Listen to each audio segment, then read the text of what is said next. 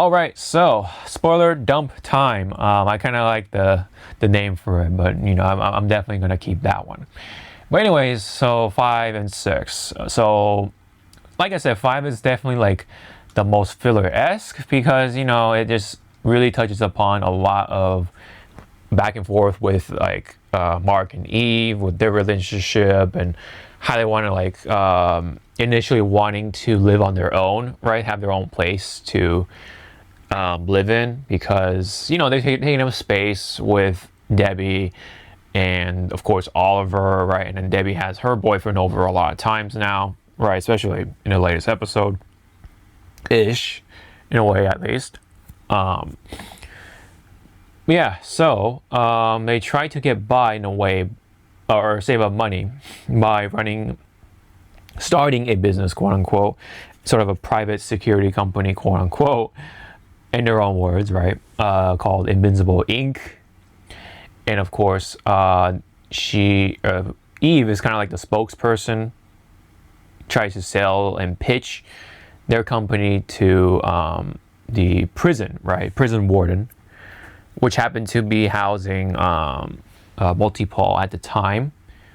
Which, speaking of Multi-Paul is, obviously the brother of Duplicate.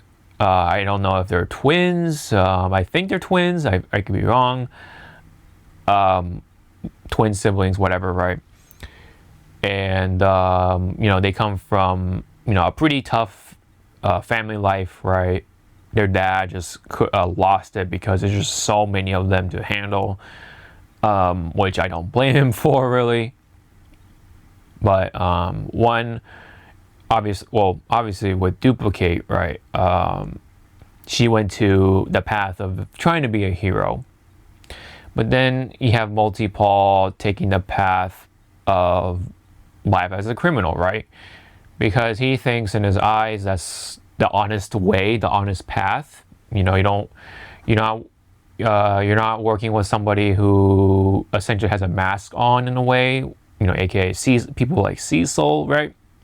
Whereas working with criminals, they're kind of like open and stuff like that, but I kind of don't buy it entirely because criminals also have their own ways of being two-faced, right? So it's essentially the two sides of the same coin.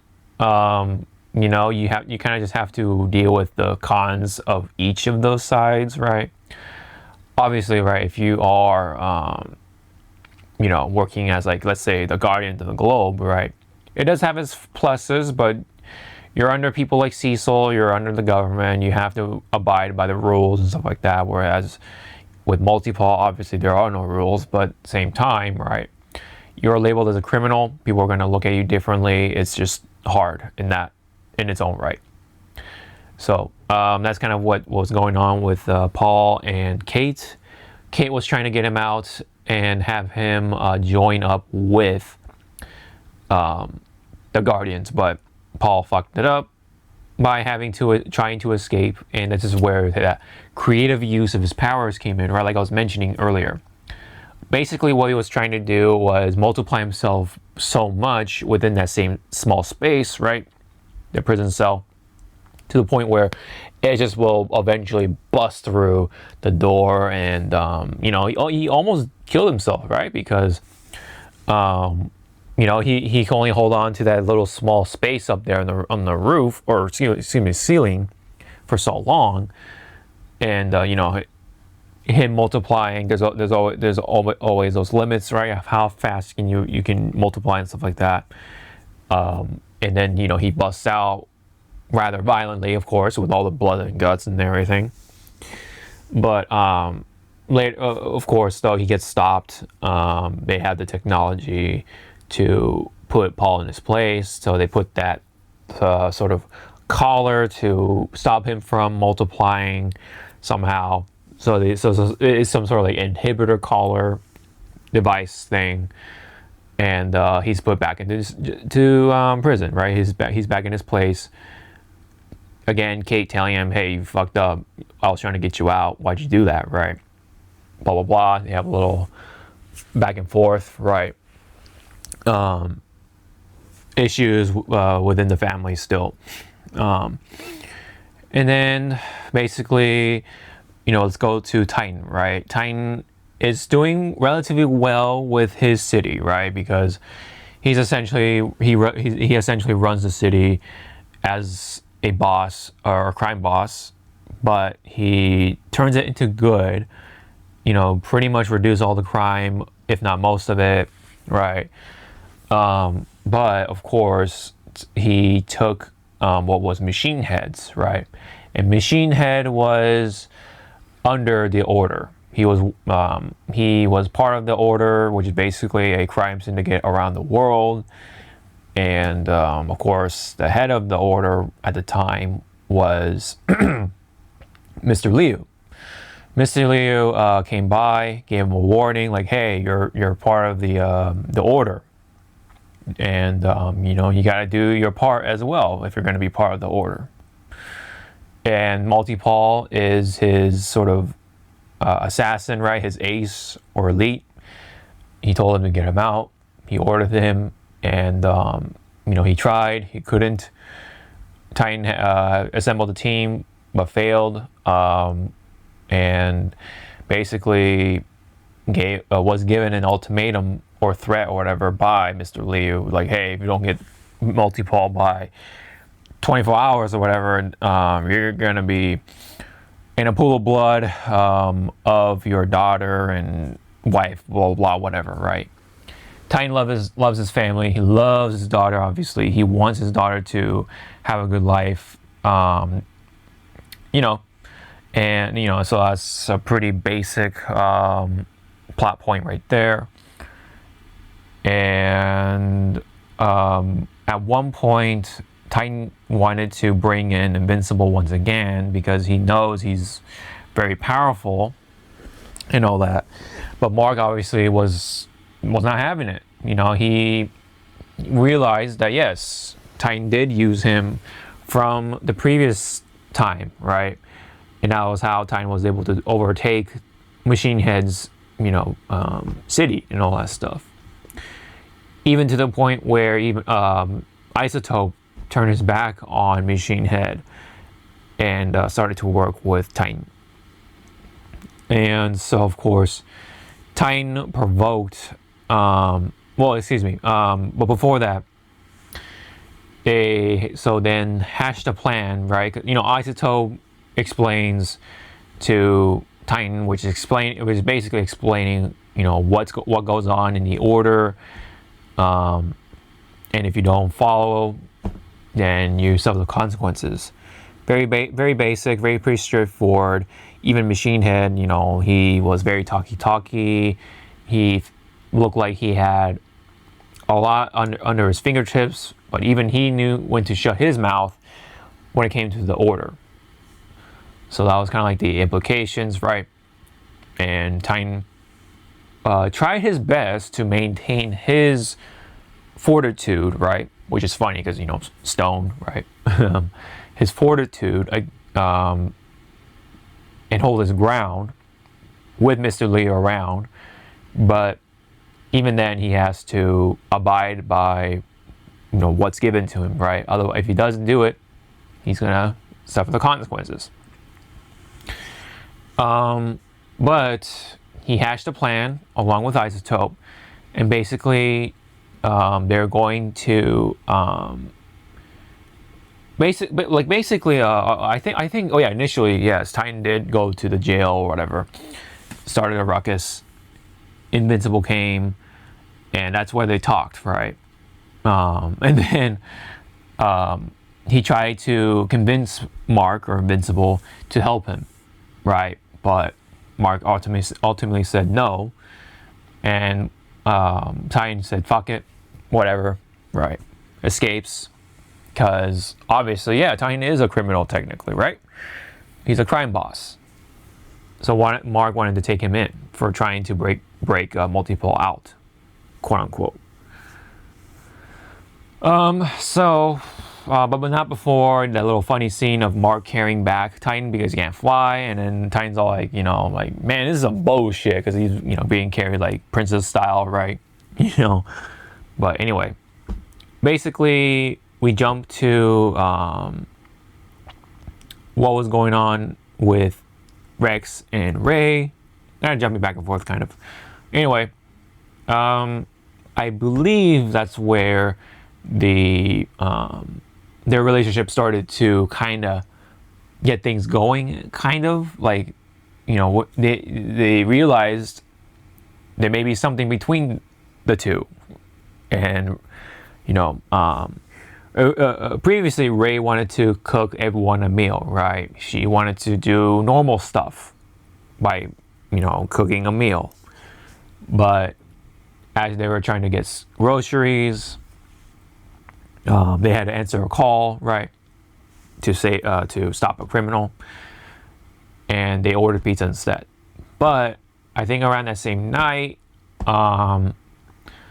Rex ordered some sort of like those meal boxes, right? Kind of like think of it like Hello Fresh kind of stuff, a meal kit, and cooked it, right? He cooked it, followed the instructions. He made it. He definitely cooked good, right? He was cooking, right? Hold up, let him cook, right? In a way.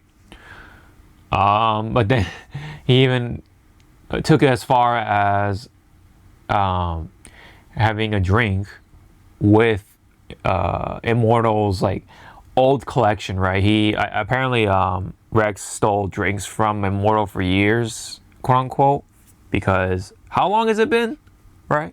Anyway, so I thought that was a little odd. He made it seem like he worked with him for a long time, but I don't know how long really, right? It seemed like only 2 years at max. But anyway,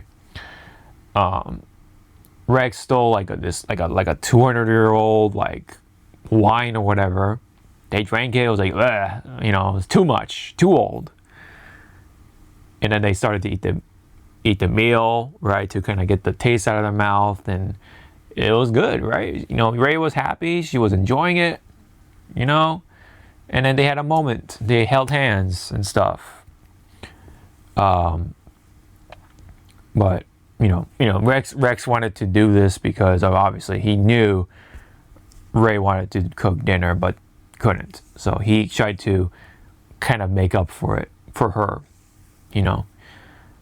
So that was going on, and then another plot point or side plot was Oliver, right? Oliver was actually making friends somehow, and he snuck out during the night.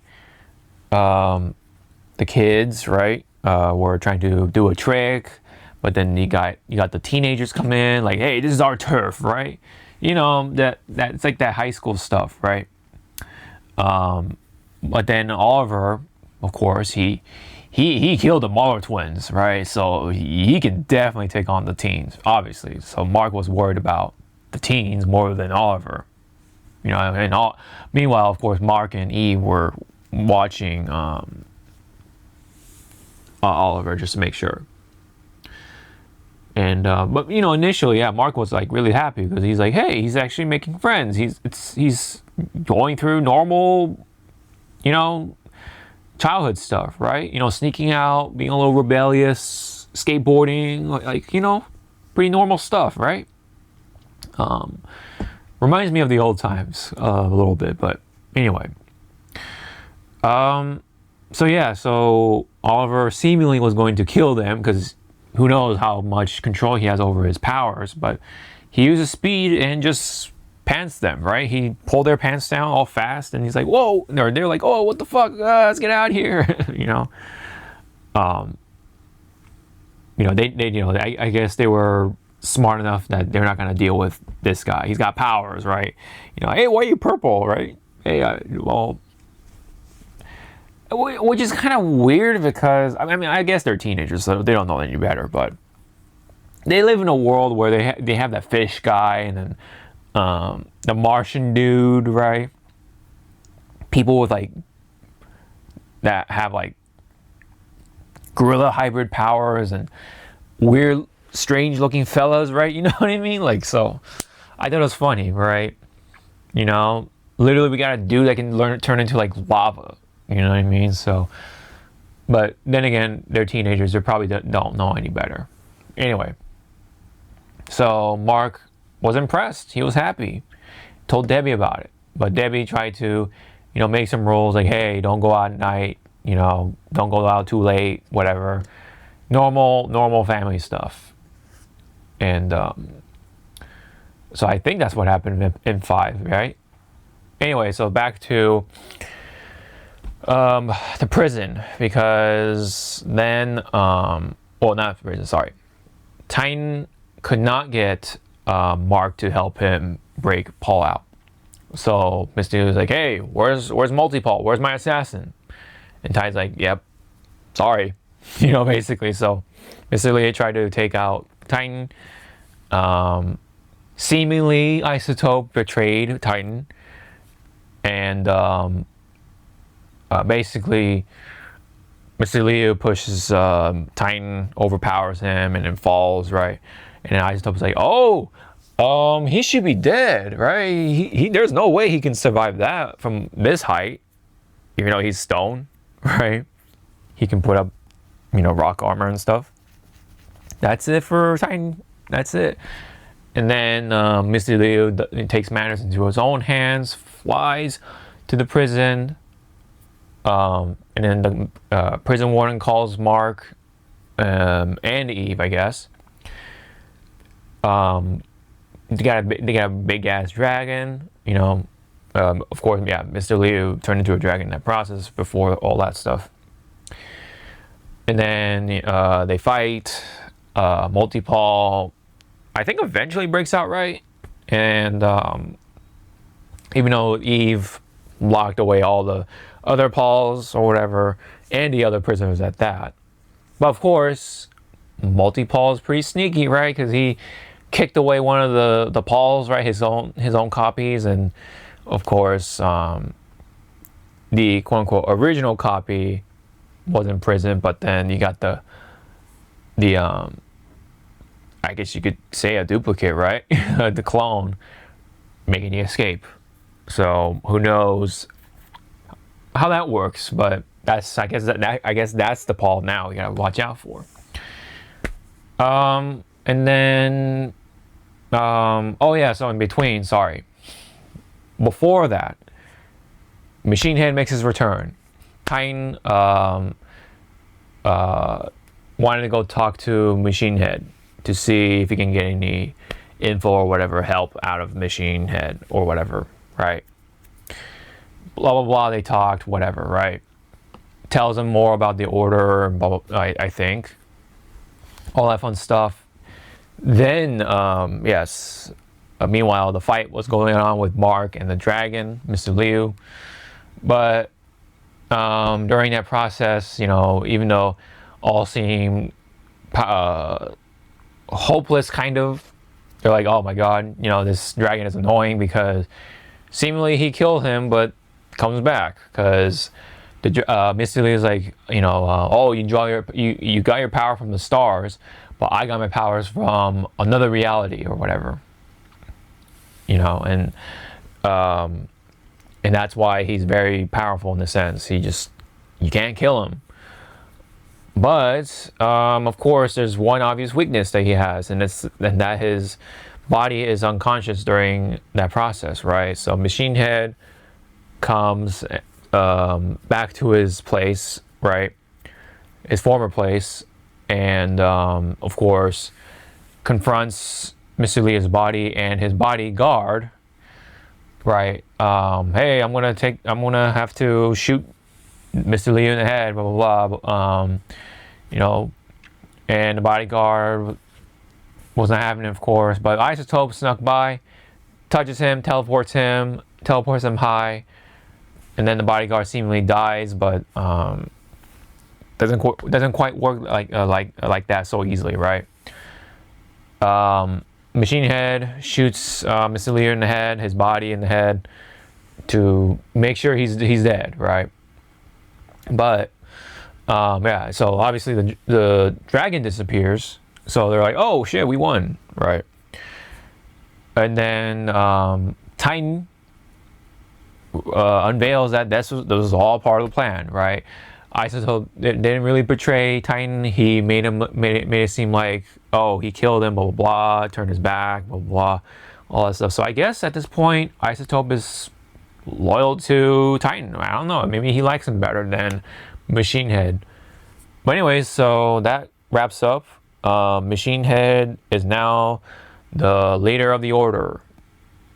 Commands all these other criminals that don't really talk, unfortunately. But Titan then comes in and he says, all right, let me have the city, but I'm out, right?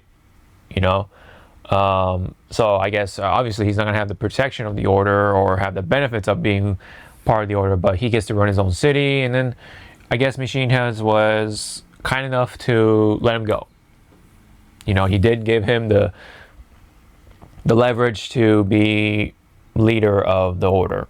So I guess he sees that and lets him have it as an agreement, right?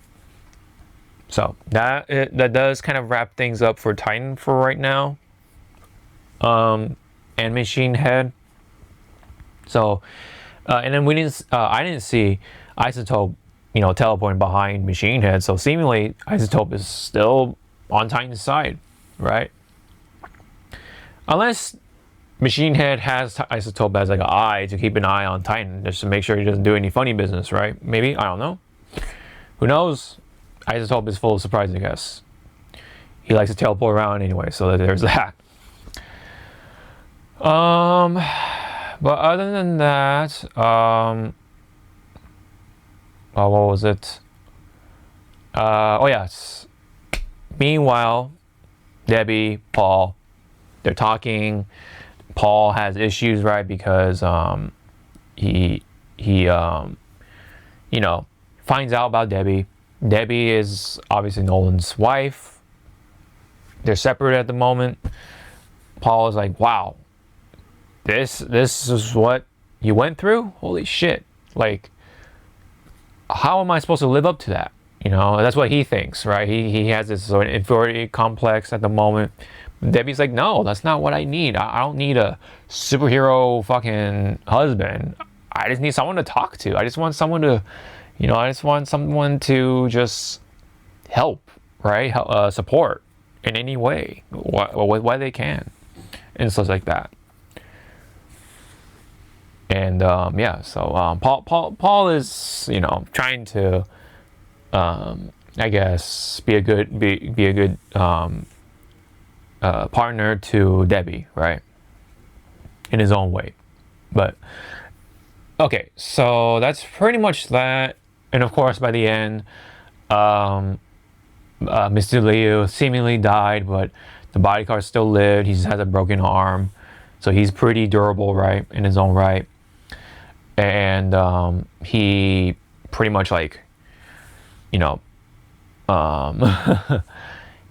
shows off another ability of the dragon, right? This whole dragon thing, and was able to transfer the dragon spirit back into Mr. Liu, and Mr. Liu, it lives again.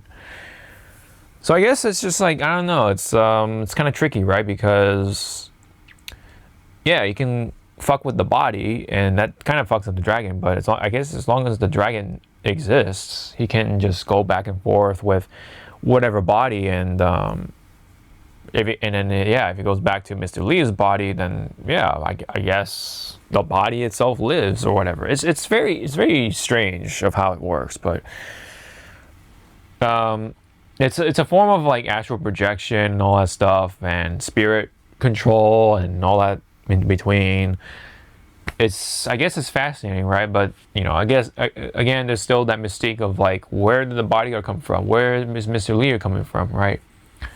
I read a little bit in the comic wiki side of things, and I don't know. I kind of want to just see it in animation form, right? Just kind of help explain things a little clearer. You know, you can only understand so much from just reading from a plot synopsis thing, right? So, anyways, that's pretty much episode 5. Episode 6, I'll try to be quick about it, but there's quite a bit to unravel here as well. So episode 6 definitely is a tragedy, right? It's a tragic tale of, I forget his name, but it's Powerflex. I forget his real name, but yes, Flex, you know, is overall a very, very unhealthy man mentally, right? Because of what he went through during the fight between Nolan and Mark.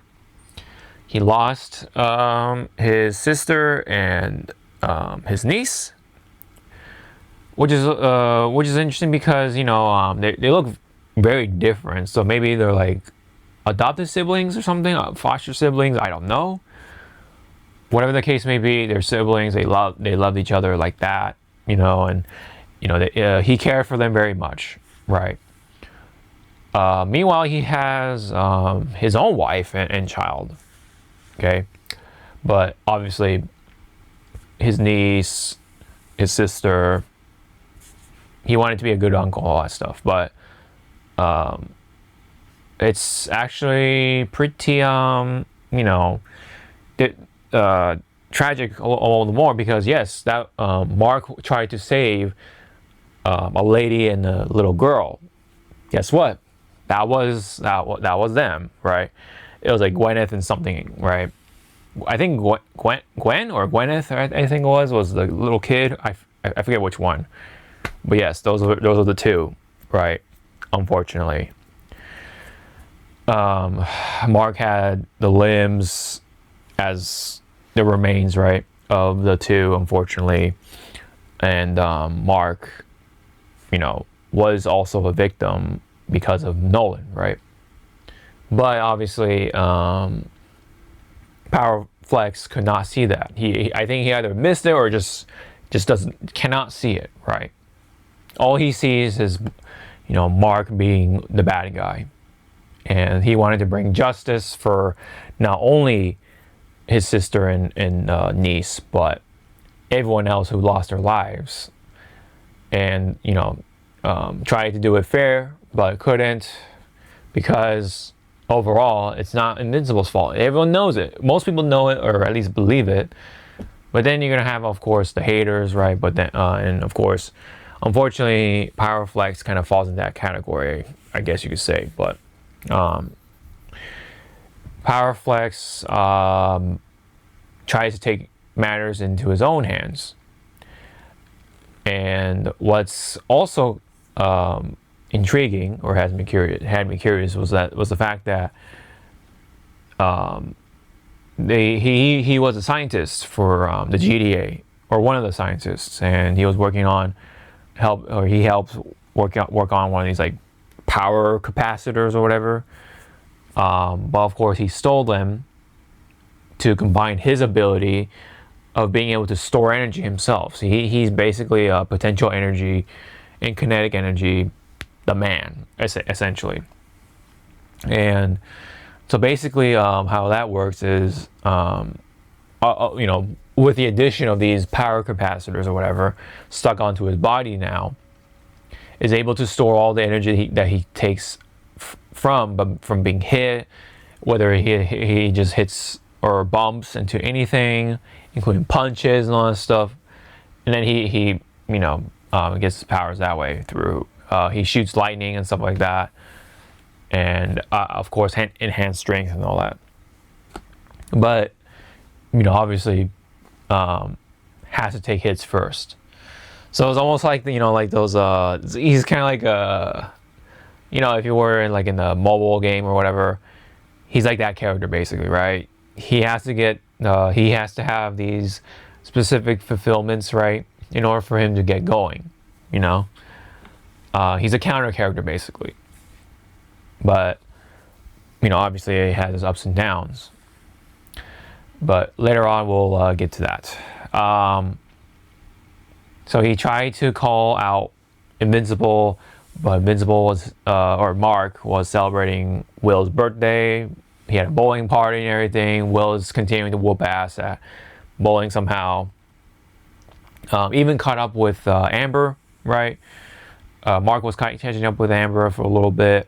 Like, hey, you and Eve, good for you. And then Mark was also like, hey, you and Kyle, good for you as well. They're happy for each other.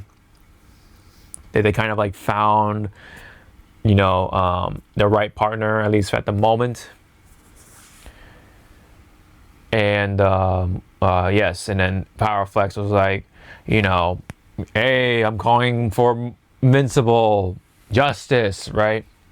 With the Aaron Paul signature, right? The voice,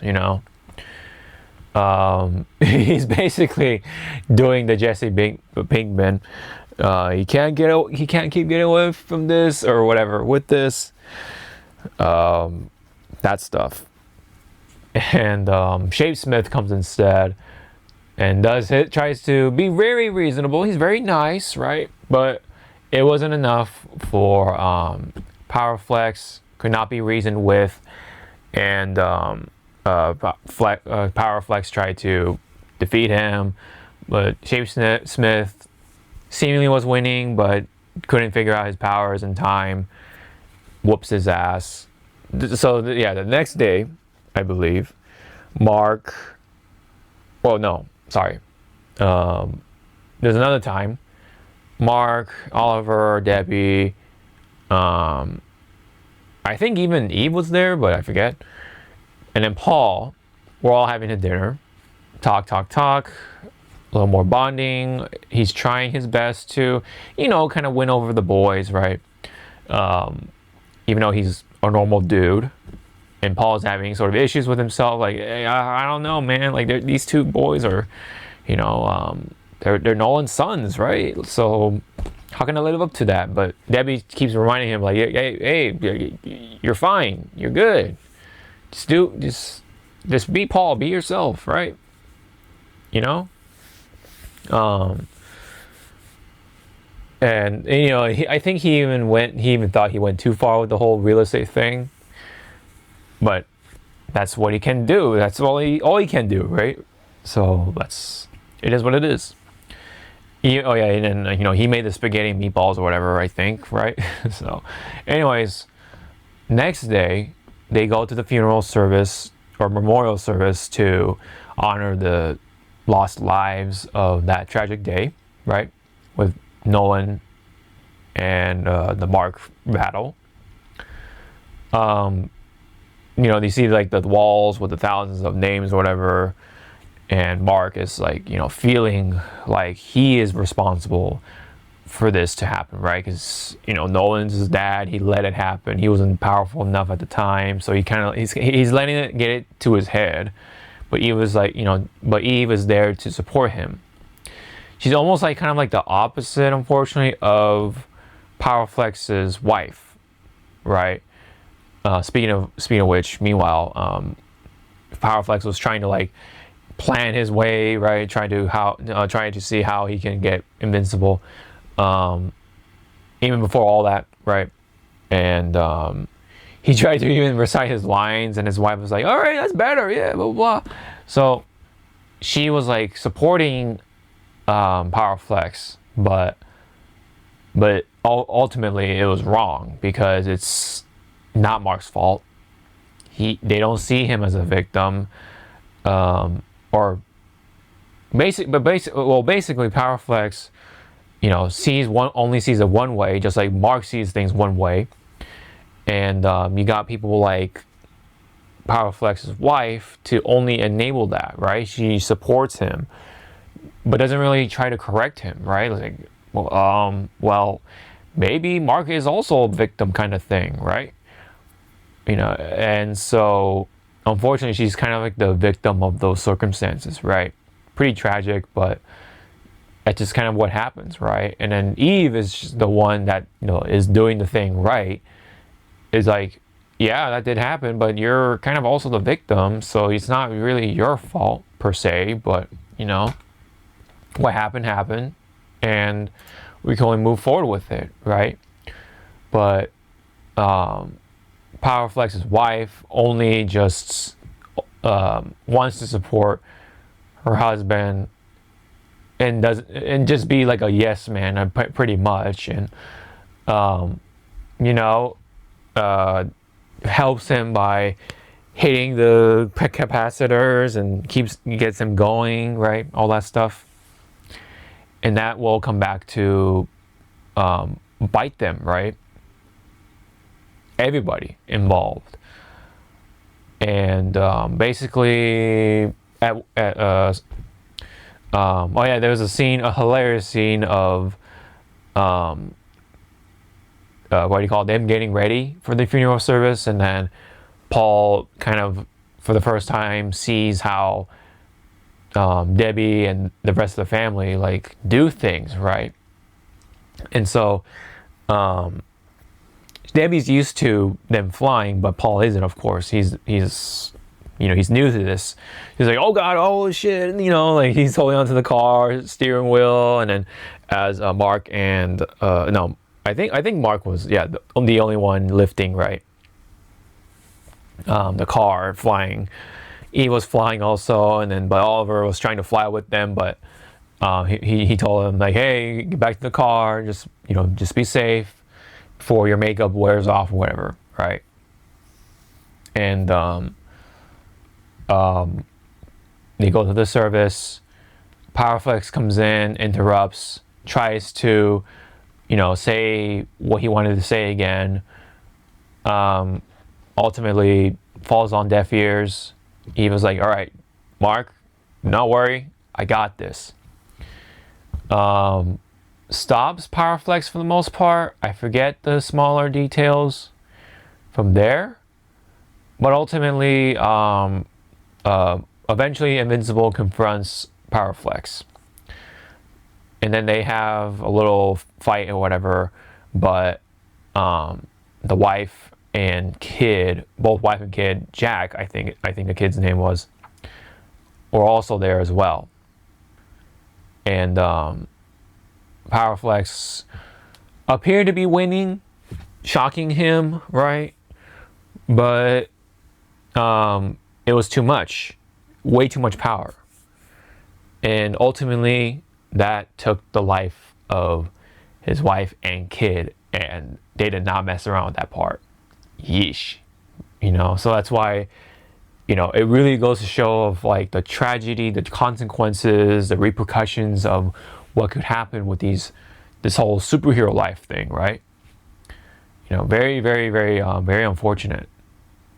And so, ultimately, Mark got help from Donald, which is good because, you gotta have some help from the government, right? Have some government to help out and stuff like that. And gladly, Donald is, a really good person and stuff like that. He's very compatible with a lot of people, a lot more people, unlike Cecil. And ultimately, Powerflex is in prison, and he's completely lost, right? Obviously. And Mark tries to connect with him, like, hey, like, I do remember your sister and your niece, and I'm sorry. But then, of course, Powerflex being gone, lost, just saying, oh, just because you remember them, that doesn't mean anything. It's just nothing will bring them back, and I'm just gonna come for you someday. Very, very uncomfortable, right? Very just really, really gets into your skin kind of vibes. So someday, yeah, it's obviously foreshadowing, right? What could happen, especially with by the end showing off the big reveal of who is behind those orbs, right? Those orbs have been spying on Mark for a long time at this point, or for a while. And it is none other than Angstrom Levy. He survived, it turned out, somehow. And he got repaired. He got like scarred or something, and he's back. He's obviously cyborged out, but with a little twist, and with one addition that there's a bunch of marks somehow that came to his side, right? And there's the mustache mark. There's I think there's a Thraxton mark or something like that. There's a bunch of marks in the under his command somehow. So next 2 episodes, I guess. Hopefully we'll really get the gears going for that one, right? Because last time, it was, season 2 kind of did the same thing. Like, we only saw Angstrom Levy like a couple of times. And it appeared out of nowhere by like the end again. When they should have like stretched out his story a little more or expand upon his story a little more. But okay, we get it. It's Angstrom Levy, whatever. I guess we got enough out of him to get the ball rolling, I guess. But we'll see. We still have 2 episodes. I mean, just judging by the thumbnails on those episodes, it's going to be pretty interesting. We'll see. And we'll see if Power Flex comes in and play. Because there is one possibility of him being able to beat one of the marks. And that would be kind of like a way to satiate him in a way. Right? Or use that against Mark, right? What if Angstrom Levy somehow gets Power Flex on his side, and then that's just one more addition to his little army, right? So I don't know, or just nothing happens with Power Flex at all. We'll see, but it is a possibility, I guess. Or just he escapes somehow, the prison facility gets busted up again, he escapes, goes after Mark, gets his ass beat somehow once and for all. We'll see about that, or gets killed abruptly. I don't know, we'll see. So that's it for the most part. Oh shit! There's a couple. There's two at least 2 things to see, right, or to talk about, right? Which is Robot and Monster Girl. Robot somehow was able to come up with a power source to power a belt that ultimately uses the advantage, or no, to counteract a bug and a curse. Right, whether intentional or not. I mean, is it really a bug if it's intentional? I don't know. Anyway, because Monster Girl is cursed. Basically, she got cursed somehow, and basically, when she turns into a monster, when she turns back, her cells go back to being younger. Right, basically, her body goes back younger by 24 hours or whatever. So yes, she gets younger and younger the more she uses her powers, basically. But that belt is able to stop that curse, that part of the curse, as long as the belt is on, I guess. So that essentially is a temporary cure. As I guess as long as she has the belt on, whenever she has her powers on, or she activates her powers, or curse. And she's happy. She's like, thank you, Robot, or Rudy, thank you, right? So their relationship seems going forward, right? And then there's the other relationship now with Ray and Rex. It's like, Rex is like, I mean, there something happened between us, right? There's something, right? And Ray is like, yeah, I guess, but I'm quitting. I quit the team, or I want to quit. And so that was like that's like the next thing. They kiss. They essentially make it official by kissing, right? That's pretty much it. And we're left to be continued, I guess, or to be continued. We'll see where that goes. If Ray actually goes with the quitting, how can they make it work? If she does quit, will Rex also quit with her and they live together? I don't know. We'll see about that. So that's pretty much it on that. But then there's also one other thing that's also lingering in the air, which is Duplicate, right? There was also, I forgot to talk about this as well. Episode 5, by the end of it, very end, Duplicate does a workout, goes to the locker, opens something and finds a cutout of multiple people, right? You know, like a little paper thing, like, oh look, multiple guys or whatever, as a little message, like, oh hey, you know, multiple's around, right? So who knows what's going to happen with that one? Is multiple kind of try to get Kate to leave the Guardians? You know, they can like get back together again as family, or you know, join the better side, quote unquote, the, you know, the dark side, right? Or who knows? Can Kate convince Paul to join the Guardians somehow, and work out some little details, right? Basically, you know, kind of what Darkwing and Sinclair went through, right? Like a reprogramming kind of thing, rehabilitation.